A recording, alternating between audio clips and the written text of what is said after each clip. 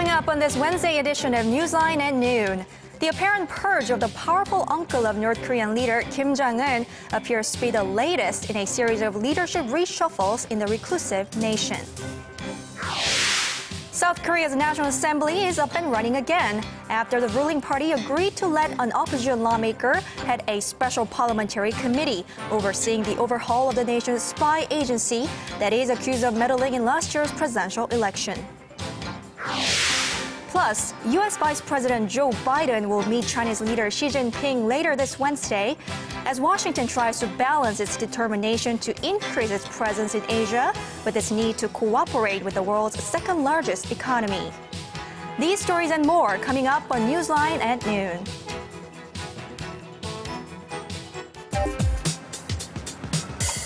Where's the best place for bibimbap? Les Jeux Olympiques d'hiver se dérouleront-ils à Pyeongchang? هل أنتم حقاً سابع أكبر مصدر في العالم؟ この歌手は誰ですか？你好，最近哪部电视剧的人气最旺？ Korea is attracting interest from around the world. The more you know, the more you want to know. Dynamic Korea.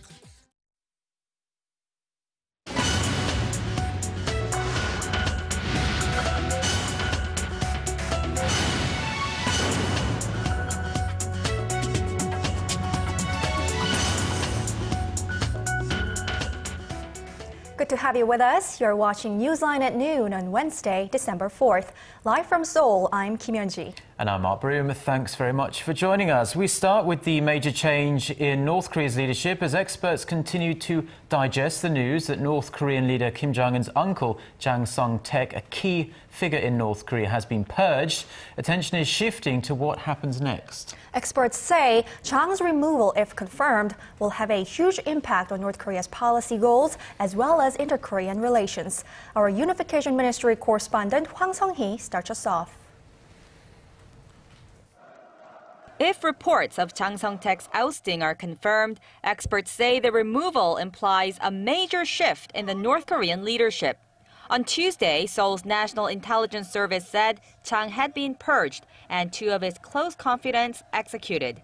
As Kim's uncle, Chang practically served as the guardian of the young and inexperienced dictator and was known as the power behind the throne. Also, as a vice chairman, Chang had full control over the National Defense Commission, the state's most powerful organization. Experts see Chang's dismissal as the last part of the young leader's power consolidation phase, saying that Kim has removed all of the old guard close to his father and is now finalizing the members of his own inner group.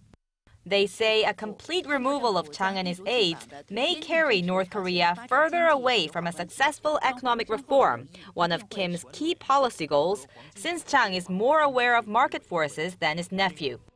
The latest ousting may also lead to an escalation of tensions on the Korean peninsula, as the regime may launch provocations as a means of maintaining internal unity. That means a fourth nuclear test or missile launch could be on the cards. Such outlook has been echoed by government officials in Seoul. An official at the Unification Ministry said that if Chang's removal was due to an internal power struggle, it's bound to have an impact on inter-Korean relations. Hwang Sang-hee, Arirang News. With the apparent purge of North Korea's second most powerful men, analysts say Vice Marshal Choi Ryong-hae will most likely play an important role as North Korean leader Kim Jong-un continues to cement his grip on power. Our Yuri-an tells us more. Now that the most influential power broker, Jang Song-taek, has fallen from power, many North Korea watchers point to Vice Marshal Choi Ryong-hae as a figure to wield significant influence in the reclusive nation. Choi, once described as a close associate of Chang, appears to have won in a power struggle with Kim Jong-un's uncle by marriage. Choi has been on a fast track up the power ladder since the young leader took over the helm 2 years ago when his father died. Although he had little presence in the military, he was promoted to a vice marshal and appointed as the top political officer in the army. He was also chosen as Kim Jong-un's special envoy to China in May when he carried a personal letter to China's new president, Xi Jinping. Now, some pundits view Che as a second most prominent figure after Kim. As the top political army officer, he wields a lot of influence both in the Workers' Party and the 1.2 million strong military. But some analysts downplay the role of the second man in command in view of the country's dynastical dictatorship.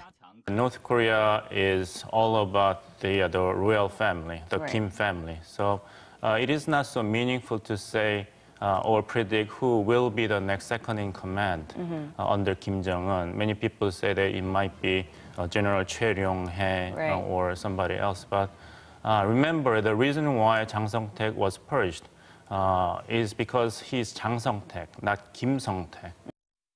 Next in command or not, race for loyalty to Kim is expected to heat up as the young leader continues to solidify his grip on power. Yurian, Arirang News.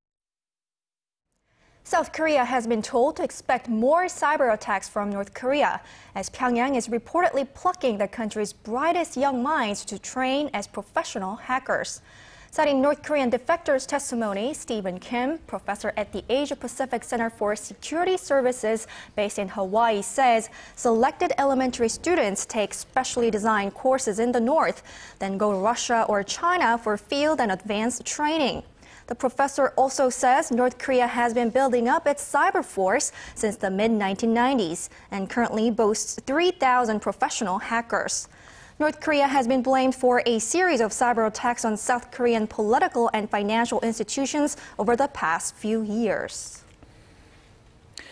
China's controversial air defense zone is certain to top the agenda later on this Wednesday when US Vice President Joe Biden meets with Chinese President Xi Jinping in Beijing.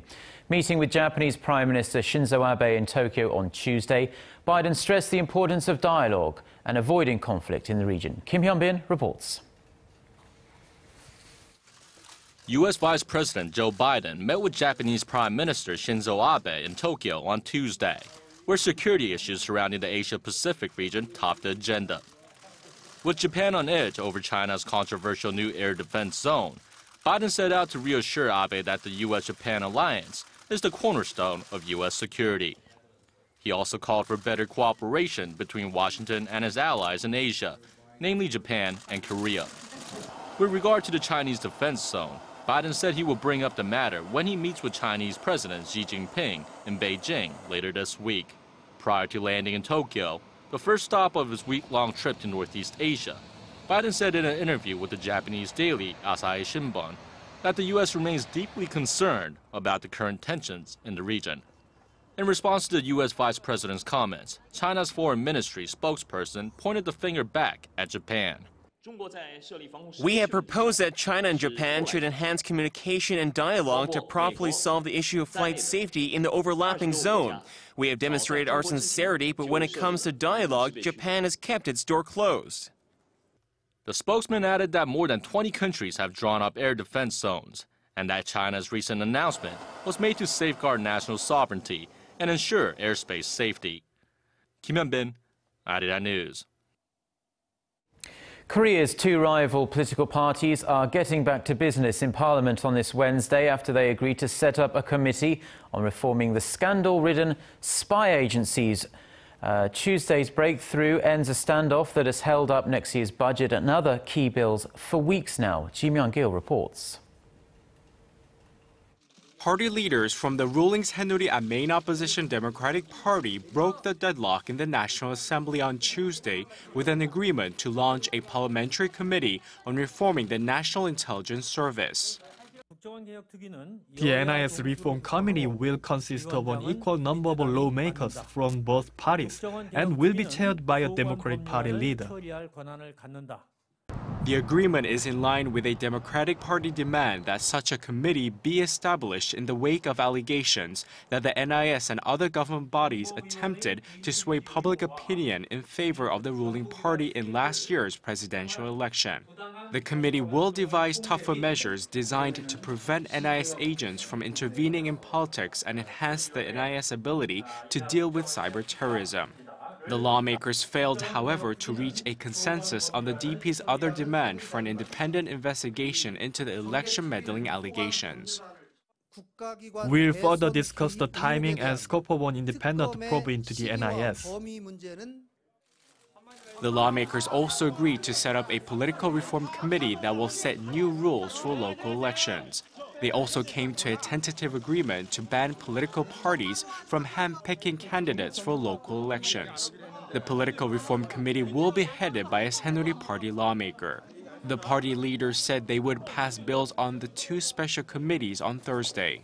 They also agreed to return to business as usual in the parliament, starting with deliberations on the 2014 budget with the hope of getting it passed by the end of the year, and other pending bills.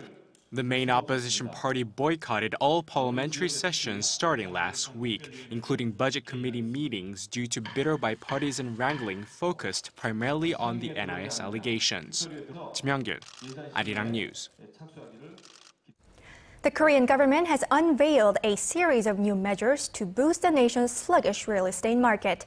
Hwang Ji-ae reports on how the measures are designed to help low-income and first-time home buyers. The Korean government has laid out a set of revised measures to boost the country's ailing housing market. The measures announced during an economy-related ministers' meeting on Tuesday come as a means to improving two sets of housing policies introduced earlier this year. Despite implementation of the policies already introduced, Finance Minister Hyun Oh-seok, who chaired the meeting, said that the real estate market has failed to enter into a state of full recovery. There are low expectations that housing prices are going to rise, and there's also the imbalance of supply and demand due to soaring rental security deposits. To counter the lingering uncertainties in the nation's housing market, the revised stimulus measures include unifying the types of government-backed mortgage loans. The government will also allocate 11 trillion won, or roughly $10 billion for government mortgage loans next year, the same as this year's record amount. As one single bank will run the loan program, more home buyers will be able to secure loans at lower interest rates. Under the new measures, the overall number of so-called happy houses, which are a form of public rental housing, will be cut by 30% to 140,000. But the number of other forms of state-owned rental homes solely for low-income families will rise from 60,000 as previously planned to 110,000. Revitalizing the nation's faltering housing market has been a major focus for economic policymakers, as 70% of assets held by Korean households are in real estate. And because of that, officials say the ailing housing market could have a negative impact on consumption, which makes up more than half of the nation's gross domestic product. Hwang Ji-ae, Arirang News. The headquarters of the United Nations Green Climate Fund has opened to much fanfare, about a year after Korea was chosen to host the world's largest fund on climate change. The opening ceremony was held earlier on this Wednesday at the headquarters in Songdo International Business District of Incheon, just west of the capital, Seoul. The ceremony was attended by scores of officials from here and abroad, including President Park Geun-hye, President of the World Bank Jim Yong-kim, and Korea's Finance Minister Hyun Oh-seok. Earlier in the day, the opening ceremony for the first local office of a global financial institution, the World Bank, also took place in Songdo. The Korean government says the new offices confirm Korea's heightened status in the international community. And as we just mentioned, the head of the World Bank, Jim Yong-kim, is in Korea at the moment to mark the opening of a World Bank Group office west of Seoul. At a press conference in Capital Tuesday, Kim said Korea's rapid modernization over the past 60 years should be used as a global development model. Kim Ji-yeon reports. President of the World Bank Jim Yong-kim has urged Korea to play an increasingly active role in global development issues, citing Korea's successful transformation from an aid recipient to a donor country. Kim said Korea's experience has a lot to offer to many developing countries that are still struggling with extreme poverty. When I first took up my current role, I was very encouraged to find that many leaders in Africa and other developing countries wanted to know the story of Korea's economic miracle. Korea's GNI per capita stood at about $67 in the early 1950s, which at the time was lower than many African countries.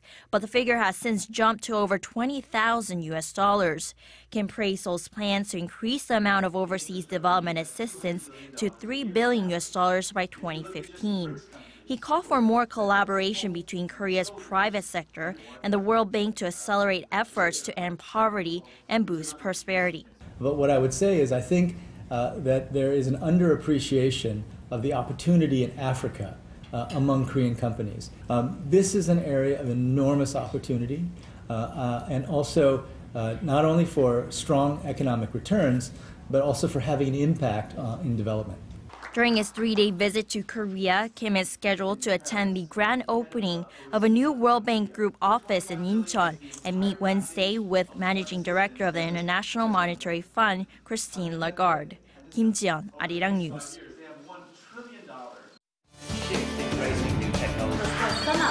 For your fill of Korean and international news. Join Chae Yu-sun and Mark Broom every weekday at lunchtime. Newsline at noon. Plenary session this Wednesday and vote on the government restructuring bills. Lebanese soldiers have arrested 21 men in the northern Lebanese city of Tripoli for their suspected involvement in clashes linked to the violence in Syria that have left 11 people dead over the last few days. The arrest occurred a day after the Lebanese government put its army in control of the city for a period of 6 months. The clashes were triggered by divisions between the city's Sunni Muslim population, which generally supports the Syrian opposition, and the Alawite population, who are mostly aligned with Syrian President Bashar al-Assad. Police and the military were deployed to the area on Tuesday with an increase in patrols, checkpoints and other security measures. The foreign ministers of NATO have condemned the use of what they call excessive force against protesters in Ukraine and urged all parties to refrain from further clashes. In a joint statement Tuesday, the ministers said Ukraine should abide by its international commitments and uphold the freedom of expression. They also called on both the government and opposition to engage in dialogue. This comes after police used batons and stun grenades to crack down on demonstrators protesting against the president's recent decision to back out of a trade deal with the European Union. The U.S. city of Detroit, once famous for its world-class automobile industry, has been formally declared bankrupt by a judge. Stephen Rhodes cited the city's dismal finances and $18 billion owed to a multitude of creditors in support of the landmark ruling. Judge Rhodes said the ruling was a big day for Detroit and gives the city a chance to make a fresh start. He warned, however, that payments to retired staff, which make up half of the city's liabilities, could be impaired as a result. Detroit's state-appointed emergency manager, Kevin Orr, says he plans to impose a restructuring plan by the end of the year.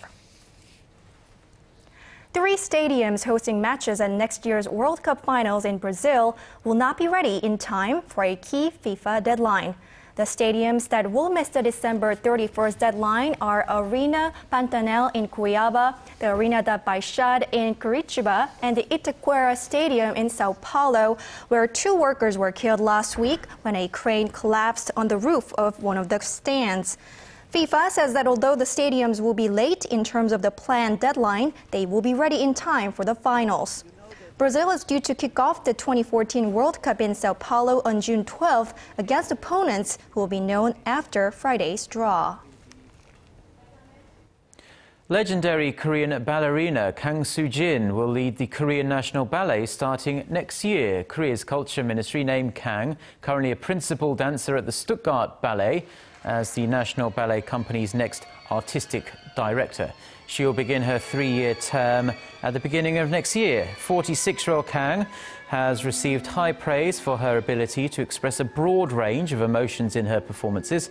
She was the first Asian dancer to win the International Prix de Lausanne competition in 1985 and joined the Stuttgart Ballet the following year as its youngest ever member. She was awarded the prestigious Prix Bunhua de la Danse in 1999. The Culture Ministry says Kang's successful international career will contribute to elevating the National Ballet Company's status. Korea now has its first store willing to accept Bitcoin, the new form of digital currency that has everyone talking. Despite its relative convenience, it remains to be seen whether Bitcoin will become a popular way to pay for things in a brick-and-mortar store. Kim Min-ji reports.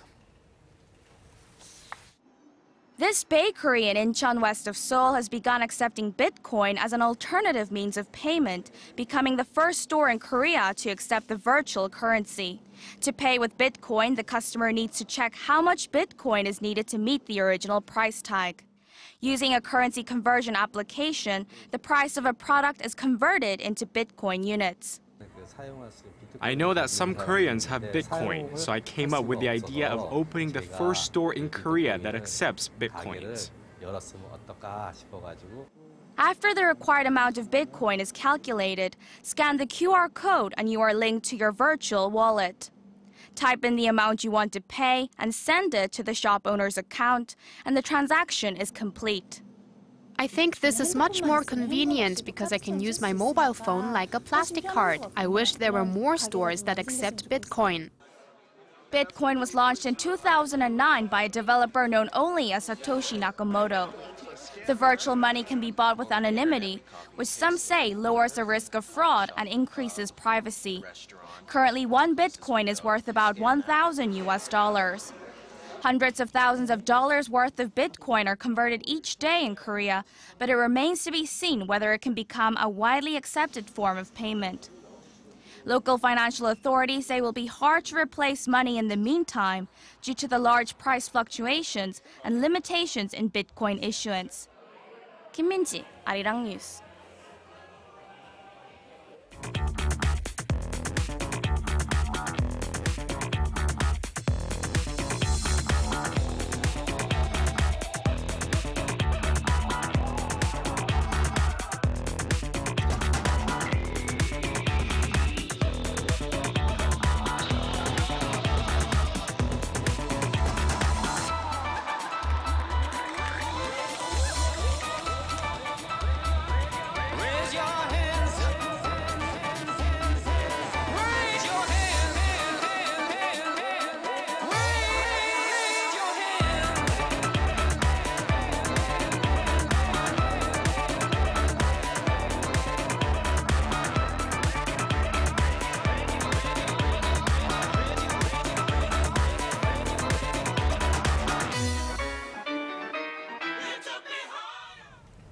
Well, Mark, we have a blanket of toxic smog giving us poor air quality and low visibility today.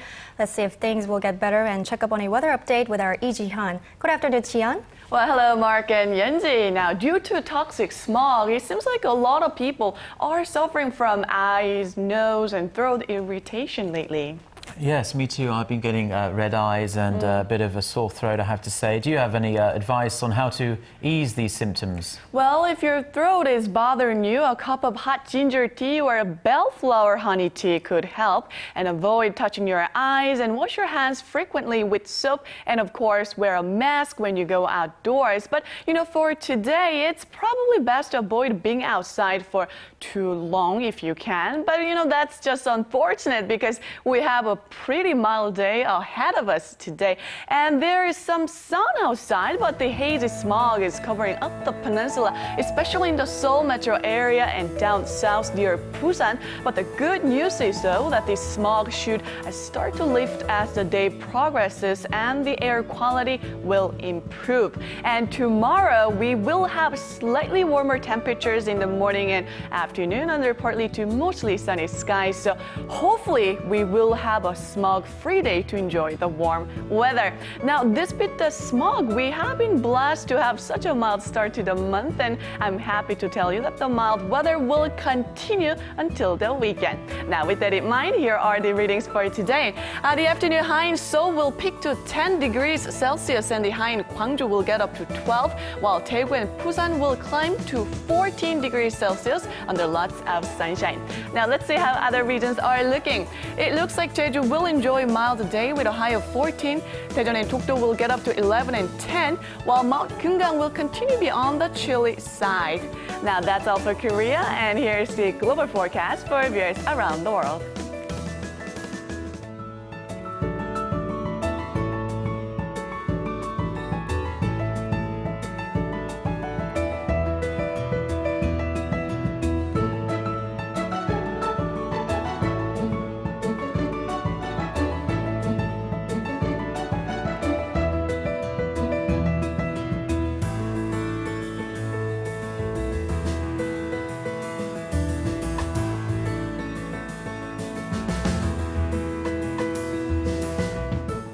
That's all for me today. Hope you have a wonderful rest of the day, and back to Mark and Yeonji in the studio.